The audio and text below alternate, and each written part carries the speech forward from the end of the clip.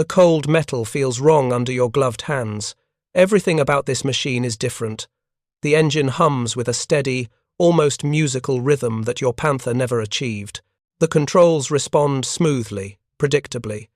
No grinding gears, no temperamental transmission fighting every shift. You're sitting in the commander's cupola of an American M4 Sherman tank, and for the first time in 18 months of armoured warfare, you understand why Germany is losing this war. If you're enjoying this deep dive into the story, hit the subscribe button and let us know in the comments from where in the world you are watching from today. February 22nd, 1943. The dusty hills near Spitler, Tunisia. Oberleutnant Hans-Georg Mertens of Panzerabteilung 501 watches his crew swarm over the abandoned American tank they've just captured. The Sherman sits silent on the battlefield, its crew having bailed out during the confused fighting at Sidi Bou Zid. The name, War, Daddy 2 is still painted on the hull. Mertens orders his men to get it running. They expect a struggle, the kind of temperamental coaxing required to start any tank after combat.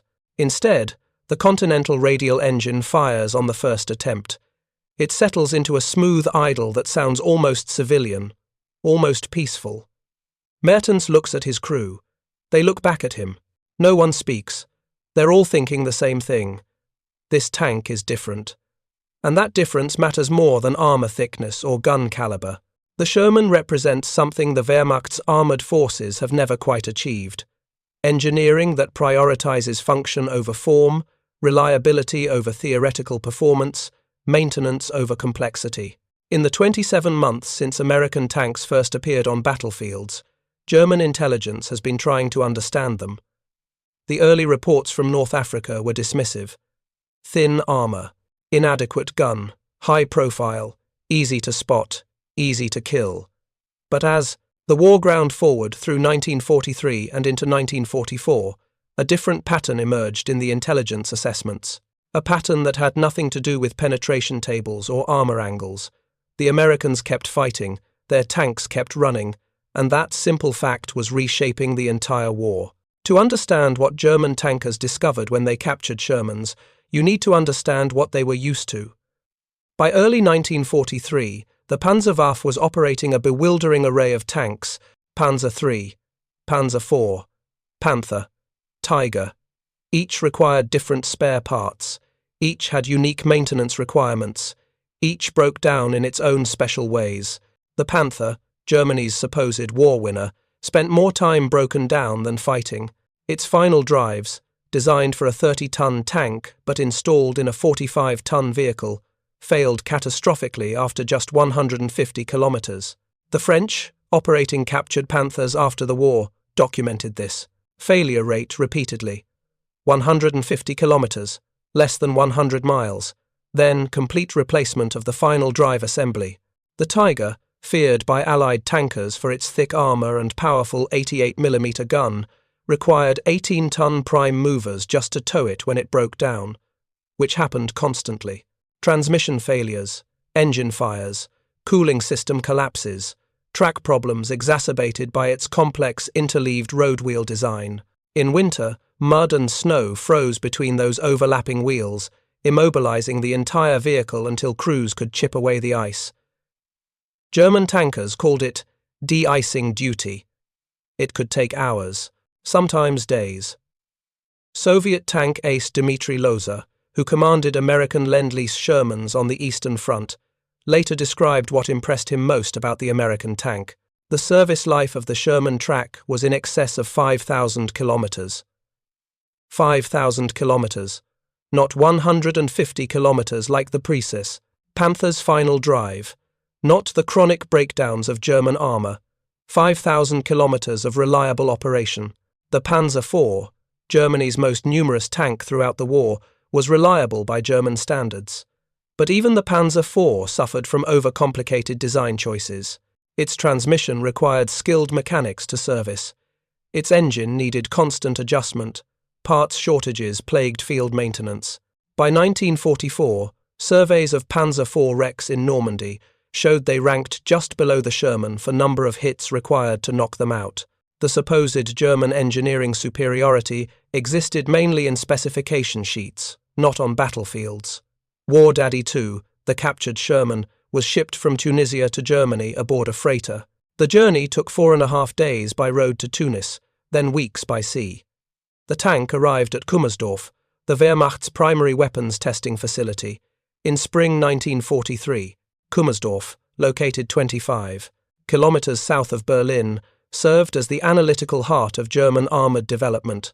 Every captured Allied tank eventually found its way there. British Crusaders, Soviet 34s, American M3s. Now the Sherman. German engineers swarmed over War Daddy 2 like archaeologists examining an alien artifact. They measured everything. Armour thickness stenciled in chalk on the hull. 76mm frontal glacis at 56 degrees. Turret front, 76mm. Side hull, 38mm. The measurements confirmed what battlefield reports had indicated. The Sherman was not heavily armoured by 1943 standards. But the engineers discovered something more important than armour thickness. They discovered American industrial philosophy. The Sherman's hull used largely flat armour plates. Flat plates could be cut and welded efficiently. They didn't require expensive dies or specialised presses. Any factory with basic metalworking capacity could produce them. The cast turret could be manufactured in large foundries using techniques adapted from civilian heavy industry. The suspension used vertical volute springs, simple and reliable, that could be produced by companies with no previous military experience. The Continental R975 radial engine was a modified aircraft engine. It produced 400 horsepower and had been designed for ease of maintenance. The entire power pack, engine and transmission together, could be removed and replaced as a single unit. German engineers tested this. With a trained crew and proper equipment, they could swap a complete Sherman power pack in 8 to 10 hours. 8 hours. A comparable engine change on a Panther required significantly more time, specialized tools, and separate removal of engine and transmission as individual components. The Germans tested War Daddy 2's mechanical systems exhaustively. They ran the engine at various loads. They tested the transmission through all forward gears. They evaluated the suspension over rough terrain. They measured fuel consumption. They assessed ease of maintenance. And they documented everything. The test reports made their way up through the Army Weapons Office hierarchy. Some reached Albert Speer, Reich Minister of Armaments and War Production. Speer, whose job was maximizing German industrial output, recognized immediately what the Sherman represented. In his post-war autobiography, Inside the Third Reich, Speer wrote about reports from the Italian front. On the southwestern front, reports on the cross-country mobility of the Sherman have been very favorable. The Sherman climbs mountains our tank experts consider inaccessible to tanks. One great advantage is that the Sherman has a very powerful motor in proportion to its weight. Its cross-country mobility on level ground is, as the 26th Panzer Division reports, definitely superior to that of our tanks. This was Albert Speer, the man, responsible for German armaments production, praising the Sherman's design, not its armour, not its gun, its reliability, its mobility, its engineering philosophy. German tank recovery units, the Panzer crews whose job was rescuing broken-down panzers, loved captured Shermans. When they could keep one running, they used it as a recovery vehicle. The Sherman's robust powertrain and reliable engine made it superior to purpose-built German recovery vehicles, which often broke down while trying to recover other broken-down tanks. The ultimate irony: a German Panther arriving to tow a broken Panther, then breaking down itself. But a captured Sherman? It kept running. It could tow damaged tanks through mud that bogged down German vehicles. It didn't need constant mechanical nursing. This wasn't anecdotal. This was documented in unit reports, maintenance logs, and intelligence assessments throughout 1943 and 1944. If you find this story engaging, please take a moment to subscribe and enable notifications. It helps us continue producing in-depth content like this. The pattern was consistent across all fronts: North Africa, Italy, Eastern Front, Western Front. Wherever Germans encountered Shermans, they noticed the same things. Reliability. The Sherman started when you turned the key. It kept running. The engine didn't catch fire from oil leaks. The transmission didn't seize randomly. The final drives didn't shatter after 150 kilometers. Maintainability. Basic repairs could be performed by moderately trained crews with common tools. You didn't need a specialist from the factory to troubleshoot problems. The manual was clear. The systems were logical. Producibility. Every part was standardized. A transmission from one factory fit a hull from another factory. A gun mount from Fisher Tank Arsenal matched a turret from American Locomotive Company.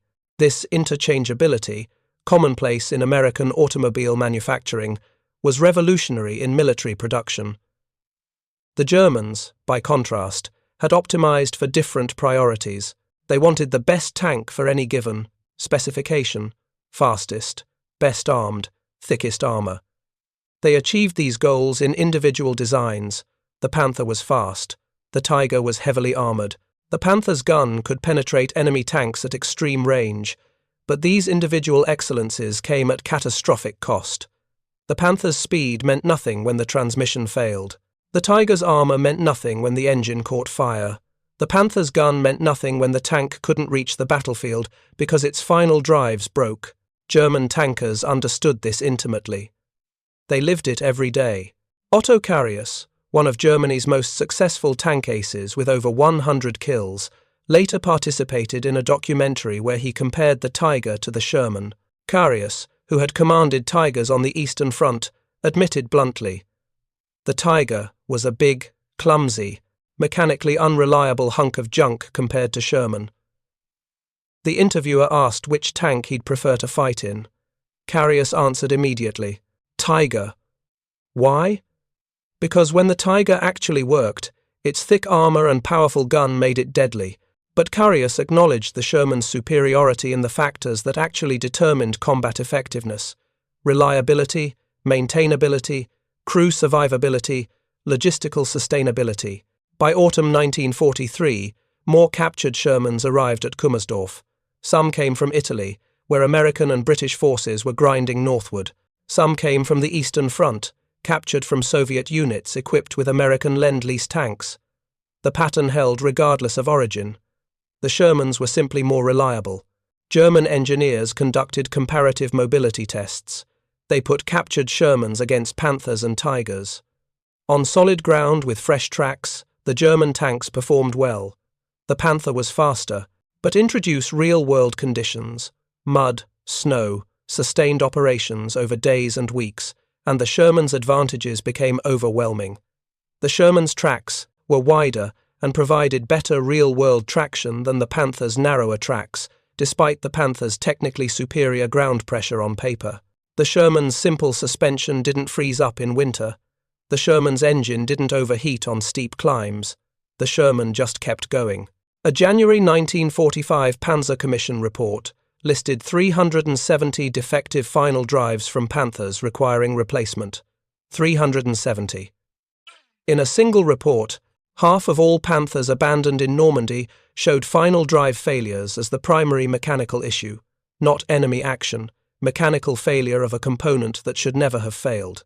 The Sherman's final drives, by contrast, could operate for thousands of kilometers without major maintenance. The difference wasn't small, it was absolute. One tank worked, the other didn't. And that difference cascaded through every aspect of armored operations. A tank battalion equipped with Shermans could maintain combat effectiveness over sustained operations because the tanks actually ran. A Panther battalion might show more impressive specifications on paper, but if only half the Panthers were operational at any given time due to mechanical failures, and if those operational Panthers might break down before reaching battle, the paper specifications became meaningless. German panzer divisions experienced this constantly. Morning reports showed tanks combat effective. By afternoon, half were broken down, not destroyed by enemy fire, simply broken. Transmission seized, final drive failed, engine fire, cooling system collapse. The division's combat strength evaporated not through battlefield loss, but through mechanical attrition. And in 1943 and 44, as Allied bombing targeted German factories and spare parts production plummeted, broken Panthers stayed broken. They couldn't be repaired because the parts didn't exist, so they were cannibalized, crews stripped parts from, one broken Panther to keep another running. The division's strength declined not daily but hourly. Meanwhile, American armored divisions maintained steady combat effectiveness, not because Shermans never broke down, they did, but broken Shermans could be repaired. Parts flowed continuously from American factories across secure ocean supply lines to forward repair depots. Damaged Shermans were recovered from battlefields, often while fighting continued, by dedicated tank recovery teams. The Americans had built an entire system around the assumption that tanks would be damaged and would need repair. They'd engineered the Sherman for rapid repair. They'd created supply chains to deliver parts. They'd trained recovery crews in battlefield salvage. They'd built the whole system with maintenance and sustainability as primary design goals. The Germans had built for performance. The Americans had built for sustained operations. And sustained operations win wars. In late 1944, German forces formed Panzer Company Kummersdorf, an ad hoc unit assembled from tanks available at the testing facility as Soviet forces approached Berlin. The unit included a Tiger II, a Jagdtiger, various German assault guns, and 2 American Shermans. The Shermans were specifically included because they were the only vehicles the Germans were confident would actually run when needed. Think about that. Germany's premier weapons testing facility, stocked with examples of Germany's most advanced armor. When forced to form a combat unit, they included captured American tanks because German tanks couldn't be trusted to work. The Shermans in German service, when fuel and ammunition were available, performed exactly as designed. They started reliably. They ran dependably. They could be maintained with basic tools and moderate mechanical skill. German crews, accustomed to nursing temperamental Panthers and Tigers, found the Sherman almost boring in its predictability. Turn the key. Engine. Starts. Put it in gear. It moves. Shift to second gear. Transmission shifts smoothly. Keep driving. Nothing breaks. For German tankers in 1944 and 45, reliability had become the ultimate luxury, more valuable than thick armor, more important than powerful guns. Because a tank that runs can get to battle. A tank that doesn't run is just a very expensive piece of modern sculpture. The Panther was faster than the Sherman on paper, but speed means nothing if you never reach the battlefield. The Tiger had thicker armor than the Sherman, but armor means nothing if the engine catches fire before contact with the enemy. The Panther's gun could penetrate targets at longer range than the Sherman's 75mm. But range means nothing if your tank is immobilized with a broken final drive. Combat effectiveness isn't measured by individual specifications. It's measured by sustained operational capability. Can your tanks reach the battlefield? Can they fight when they get there? Can they be repaired when damaged? Can they be sustained through weeks and months of continuous operations? The Sherman answered yes to all these questions. The Panther answered yes to almost none of them. By 1944, German intelligence reports on the Sherman had evolved significantly from the dismissive assessments of 1942. The reports still noted the Sherman's relatively thin armor. They still criticized the 75mm gun's limited armor penetration capability. But they also included increasingly detailed observations about American logistics, maintenance procedures, recovery operations, and industrial capacity. The Germans were beginning to understand that they weren't fighting individual tanks. They were fighting a complete system, a system that prioritized different values than German engineering culture traditionally emphasized. American armored doctrine assumed tanks would be lost, so the doctrine emphasized rapid replacement. American industrial planning assumed equipment would break, so the planning emphasized standardization and repair. American training assumed crews would be rotated, so the training emphasized clear procedures and documented systems that new crews could learn quickly. Everything about the American approach reflected industrial thinking. Optimize for the whole system, prioritize sustained output over peak performance, design for maintenance, engineer for replacement. The Germans, by contrast, had optimized each component individually. Best tank, best gun, best optics. But they'd failed to optimize the system. And war is fought by systems, not by individual components. When German tankers captured Shermans and actually operated them in combat, they experienced this difference viscerally. The Sherman wasn't dramatically better than German tanks in any single metric, but it was adequate in every metric. And it was reliable. Consistently, predictably, boringly reliable. Reliability changed everything. It meant Sherman-equipped units could plan operations with confidence their tanks would actually participate. It meant maintenance schedules were predictable. It meant logistics officers could accurately estimate fuel and ammunition requirements because tanks didn't break down unpredictably. It meant tactical commanders could execute complex maneuvers, knowing their armored forces would be where they were supposed to be when they were supposed to be there. This seems mundane. It isn't. It's the difference between winning and losing. A battle plan that assumes 80% tank availability will fail catastrophically if only 40% of tanks are actually operational. And by late 1944, Panther operational readiness rates were plummeting. A March 1945 report listed only 49% of Panthers as operational. 49%. These weren't tanks destroyed in combat. These were tanks that simply didn't work. Sherman operational readiness rates, by contrast, remained high throughout the war. Not 100%. Nothing ever reaches 100%, but consistently above 75%, often above 80%. The difference between 75% and 49% is the difference between combat effectiveness and operational paralysis. German tank recovery crews who worked with captured Shermans documented their observations in maintenance reports and unit logs. The reports were technical, not political. Engineers writing for other engineers. But the conclusions were damning. Sherman engines were easy to access. Sherman transmissions were simple to service. Sherman suspensions could be repaired in the field. Sherman tracks could be replaced by the crew without specialized equipment. Every maintenance task was easier on the Sherman than on comparable German vehicles. This wasn't because American engineers were more skilled than German engineers. It was because American engineers had optimized for different goals. German engineers optimized for performance. American engineers optimized for maintenance.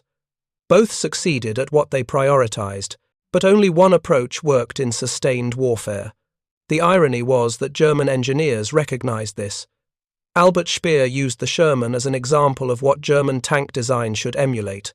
Not its armor or gun, but its approach. Reliable, maintainable, producible, easy to transport, all-terrain capability, adequate armament and armor. The Sherman embodied these principles. German tanks did not. Speer tried to bring order to German tank production chaos. Too many designs, too many variants, too many different gun calibers, not enough standardization, not enough spare parts. Not enough emphasis on reliability.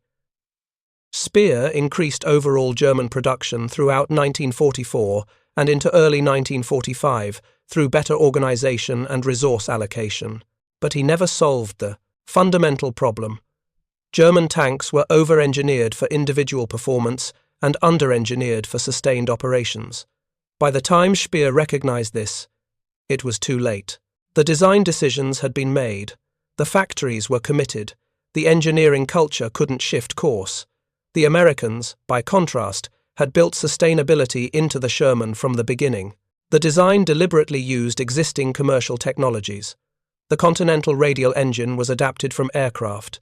The transmission design borrowed from automotive industry. The suspension was simple and proven. Nothing about the Sherman was cutting edge. Everything about the Sherman was practical.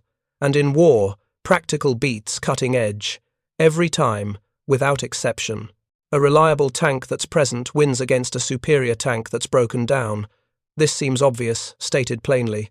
But Germany's entire armoured programme from 1942 forward violated this principle.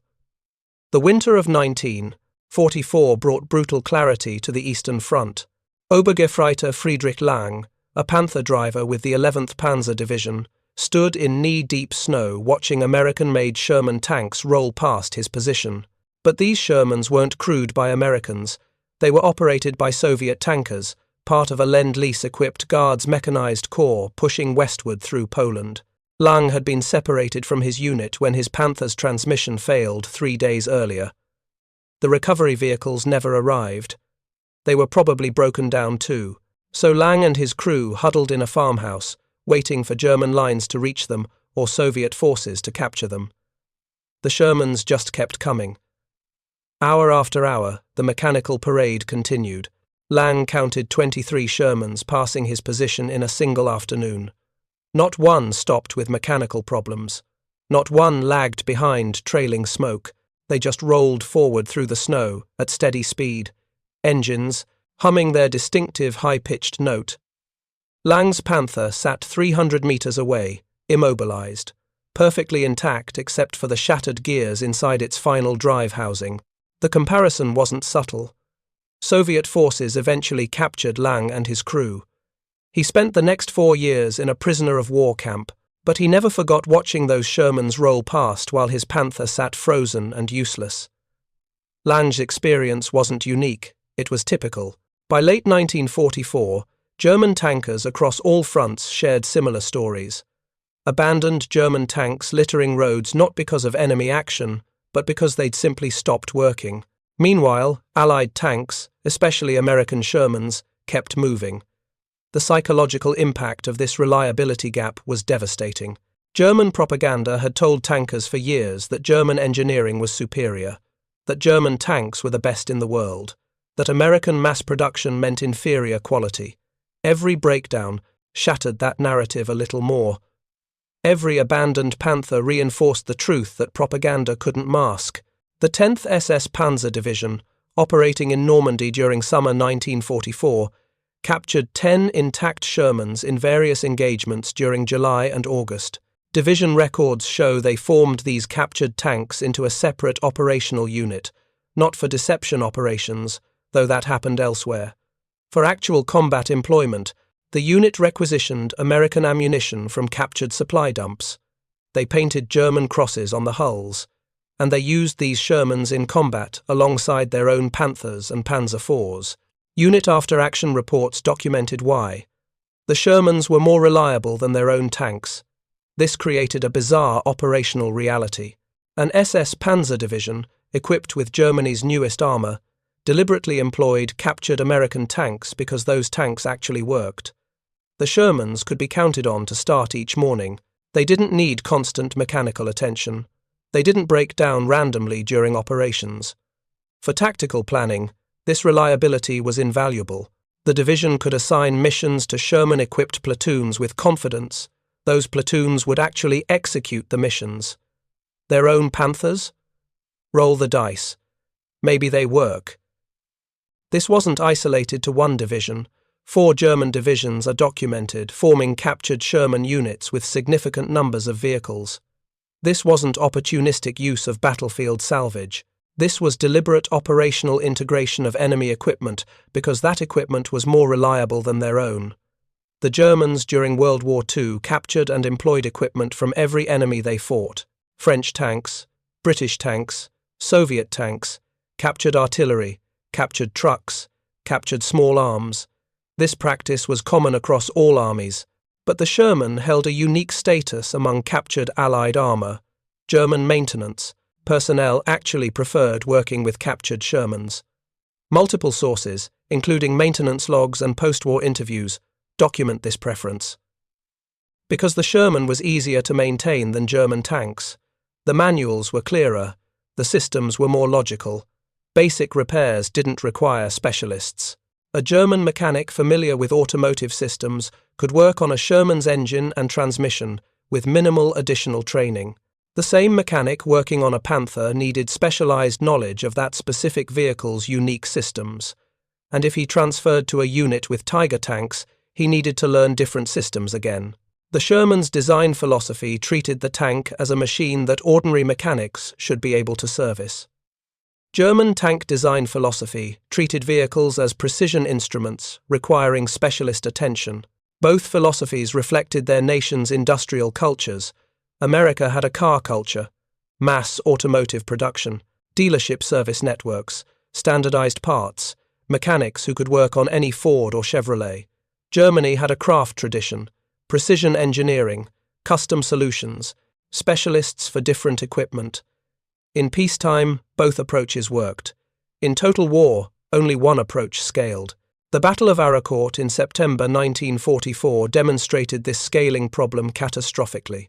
The 4th Armoured Division's 37th Tank Battalion, commanded by Lieutenant Colonel Creighton Abrams, engaged newly arrived German Panther battalions in a series of running tank battles around the town of Arcourt in eastern France. The German forces included 5th Panzer Army units equipped with fresh Panthers straight from German factories. These Panthers represented Germany's best hope. New production, experienced crews transferring from older equipment, proper training time, superior specifications in every category versus the Sherman. The battles lasted 6 days. Abrams' battalion lost 14 Shermans. They destroyed 55 Panthers and Tigers, 55 to 14, against supposedly superior German armor. How? American tankers used superior tactics, better training, excellent fire discipline, good use of terrain. But they also benefited from something less dramatic and more fundamental. Their tanks worked. All 14 destroyed Shermans were destroyed by enemy fire. Not one was lost to mechanical failure. Of the 55 destroyed German tanks, a significant percentage were abandoned after mechanical breakdowns. Not knocked out. Abandoned. The crews simply walked away when the tanks stopped working and couldn't be recovered. German forces also left behind Panthers that had been disabled by combat damage but could have been repaired. Why abandon repairable tanks? Because German recovery and maintenance systems had collapsed. The Panzer recovery vehicles were themselves breaking down. Spare parts weren't reaching forward units. Mechanics were killed or captured. Even if a Panther could theoretically be repaired, the repair might take days or weeks. And German forces didn't have days or weeks. They were retreating, so they destroyed the abandoned Panthers with demolition charges to prevent American forces from capturing them. The Americans did the opposite.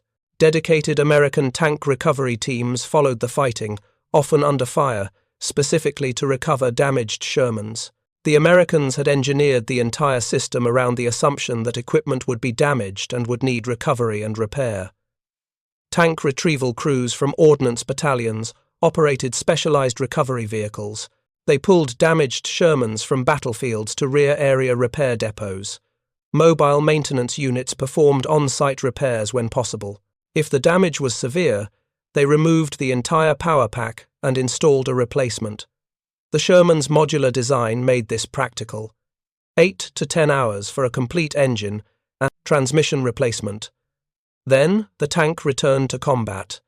This recovery system was so effective that American armored divisions maintained combat strength despite losses that should have been crippling. The 3rd Armored Division entered combat in Normandy with 232 Sherman tanks.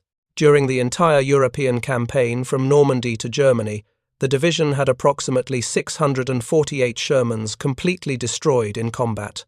Another 700 were knocked out, repaired, and returned to service. 648 destroyed, 700 damaged and repaired. That's a 580% loss rate if you calculate based on initial strength. The division was effectively destroyed and rebuilt almost 6 times over. But the division maintained combat effectiveness throughout. Why? Because losses were continuously replaced, damaged tanks were continuously repaired.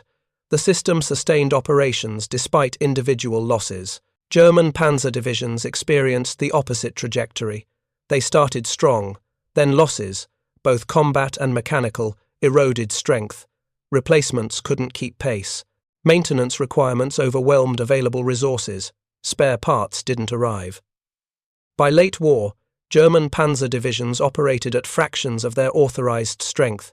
A German panzer division authorized for 200 tanks might field 80. Of those 80, maybe 50, were actually operational on any given day. Of those 50, perhaps 30 would complete the day's operations without mechanical failure. That's 30 functional tanks from an authorized strength of 200. Compare that to American armored divisions maintaining 70 to 80% operational readiness throughout sustained operations. The difference wasn't marginal, it was absolute. One force could fight, the other couldn't. Soviet tanker Dmitry Loza provided detailed observations about the Sherman from the Russian perspective. Loza commanded Lend-Lease Sherman battalions on the Eastern Front. He fought from 1944 through the end of the war, experiencing both 34 and Sherman operations in frontline combat. His post-war accounts are uniquely valuable because he could directly compare Soviet and American tank design from the user's perspective. Loza praised the Sherman's reliability extensively. He specifically noted several advantages. The auxiliary gasoline engine for charging batteries eliminated the need to run the full 500 horsepower main engine just to charge batteries. This saved fuel and reduced engine wear. The 34 required running the main engine for electrical power. The Sherman's armor quality was superior. No interior spalling. When Soviet 34s were hit without penetration, armor fragments would break off the interior surface and injure crew members. The Sherman's armor treatment prevented this. The Sherman's crew stations were comfortable and well designed. The 34 was notoriously cramped and uncomfortable. The Sherman's radio systems were excellent. 2 radio sets, high frequency and ultra-high frequency, both far superior to Soviet equipment. Communication actually worked reliably. The Sherman's track life exceeded 5,000 kilometers. Soviet tracks wore out much faster. The Sherman was mechanically reliable. It didn't break down constantly like Soviet tanks, Loza stated directly. I want also to add that the Sherman's armor was tough. There were cases on our 34 when a round struck and did not penetrate. But the crew was wounded because pieces of armor flew off the inside wall and struck the crewmen in the hands and eyes. This never happened in the Sherman. The armor was properly treated. Loza also described an incident where his Sherman was hit multiple times. Let's say that I was sitting in the left side of the turret and a round struck near me. I heard this hit, but it did not harm me. If it struck somewhere on the hull, I might not hear it at all. This happened several times. We would come out of an engagement and inspect the tank. In several places, the armor would show an impact, like a hot knife that had cut through butter. But I did not hear the round impacts. The Sherman's armor wasn't thicker than the 34's, but it was better quality, properly hardened, properly treated. American metallurgy and quality control produced armor that performed better than its specifications suggested. This attention to manufacturing quality extended throughout the Sherman's design. The Germans recognized this quality even as they criticized other aspects of the tank. Albert Speer's November 1944 report specifically mentioned Italian front observations. The Sherman climbs mountains our tank experts consider inaccessible to tanks. One great advantage is that the Sherman has a very powerful motor in proportion to its weight. The Sherman's Continental R975 produced 400 horsepower for a 33-ton tank, that's 12.1 horsepower per ton. The Panther produced 690 horsepower for 45 tons, 15.3 horsepower per ton. Better on paper. But the Panther's engine was unreliable. It overheated. It caught fire. It required constant maintenance. The Sherman's engine just ran.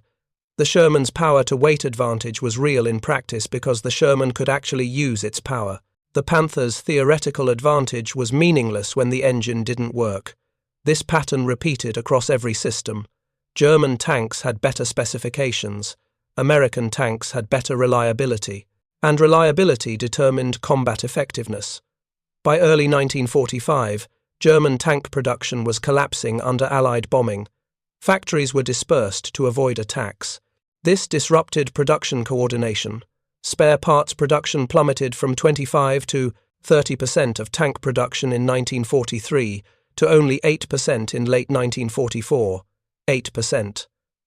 For every 100 tanks produced, only 8 tanks worth of spare parts. Panthers and Tigers in the field had to be cannibalized for parts to keep others running. This created a death spiral. Each cannibalized tank reduced the pool of operational vehicles, but without cannibalization, nothing would run. So units stripped parts from the least damaged broken tanks to maintain a smaller number of operational tanks. Division strength declined through attrition that never appeared in combat loss reports. Meanwhile, American spare parts production was robust. Shermans in the field received continuous parts support through established supply chains. The American logistics system, built around the assumption that equipment would need parts, delivered those parts reliably. Even when Shermans broke down, which they did, they could be repaired. The repair happened. Quickly, the tank returned to service. A broken Panther might sit for weeks, awaiting parts that never arrived. Eventually, it would be abandoned or destroyed to prevent capture. These differences compounded over time. In June 1944, both American and German armored forces were roughly comparable in readiness rates. By December 1944, during the Battle of the Bulge, the gap had become a chasm. American units maintained 70+% readiness. German units were lucky to field 50%. By March 1945, German readiness fell to 49%. Less than half of available tanks actually worked. The Battle of the Bulge in December 1944 and January 1945 represented Germany's last major offensive. Hitler committed approximately 1,500 tanks and assault guns to the operation. These included the newest Panthers, King Tigers, and tank destroyers. German planning assumed these vehicles would break through American lines, capture fuel depots, and reach Antwerp. The planning was fantasy. German armor penetrated American lines initially through surprise and weight of numbers, but mechanical failures started immediately. Panthers broke down on approach marches before even reaching combat. Fuel consumption exceeded optimistic estimates. Germany's own fuel shortages meant tanks ran out of gas. Recovery vehicles couldn't keep pace with breakdowns. Abandoned Panthers lined the roads through the Ardennes forest. American forces, despite initial surprise and confusion, recovered quickly. They rushed Sherman-equipped armoured divisions to threatened sectors. The 2nd and 3rd Armoured Divisions displaced rapidly to block German penetrations. The Shermans, despite winter weather and difficult terrain, maintained operational readiness. They moved when ordered. They fought when they arrived. They could be resupplied because American logistics hadn't collapsed. The Americans had. Approximately 2,000 Sherman tanks engaged in the battle. They lost several hundred. But replacement tanks flowed forward from depots. Damaged tanks were recovered and repaired. American armoured strength remained roughly constant throughout the month-long battle. German armoured strength declined daily, not primarily from combat losses, from mechanical attrition and fuel exhaustion. By January 1945, when the Bulge was finally eliminated, German forces had lost irreplaceable men, tanks, and fuel. They'd accomplished nothing strategically. The offensive failed not because German tanks were inferior in direct combat. Panthers and King Tigers still dominated in tank versus tank engagements when they could actually fight. The offensive failed because those tanks couldn't sustain operations. They broke down. They ran out of fuel. They couldn't be recovered. The systematic superiority of American tank design wasn't in armor or guns. It was in sustainability. And sustainability wins wars. In February 1945, the Western Allies crossed the Rhine River and pushed into Germany itself. German resistance was fierce, but German panzer divisions were shadows of their former strength. A division might show 30 tanks operational from an authorized 200. Those 30 tanks fought desperately, but 30 tanks cannot hold against hundreds, especially when those 30 might be 25 tomorrow after mechanical failures. American armored divisions maintained their strength through continuous replacement. Sherman production continued at high rates. The replacement pipeline kept flowing. Even heavy combat losses could be absorbed. The system sustained operations regardless of individual losses. German panzer commanders in the last months of the war wrote increasingly desperate reports about mechanical conditions. One report from March 1945 stated, "Tank strength is critically low, not primarily due to enemy action, but mechanical failure and lack of spare parts. Request immediate priority for spare parts delivery." Cannot maintain combat operations without repair capacity. The spare parts never came. Allied bombing had destroyed the production. What little was produced couldn't be transported because Allied air power dominated German skies. Trains were attacked. Trucks were bombed. The logistics infrastructure was collapsing. German tanks, even when repairable, couldn't be repaired. The final irony came in April 1945 as Allied forces approached Berlin. Panzer Company Kummersdorf, formed from tanks at the testing facility, included 2 captured American Shermans, specifically because they were the only vehicles Germans trusted to actually run when needed. Germany's premier weapons testing facility. Every advanced German tank design represented, and they included captured enemy tanks because German tanks weren't reliable enough.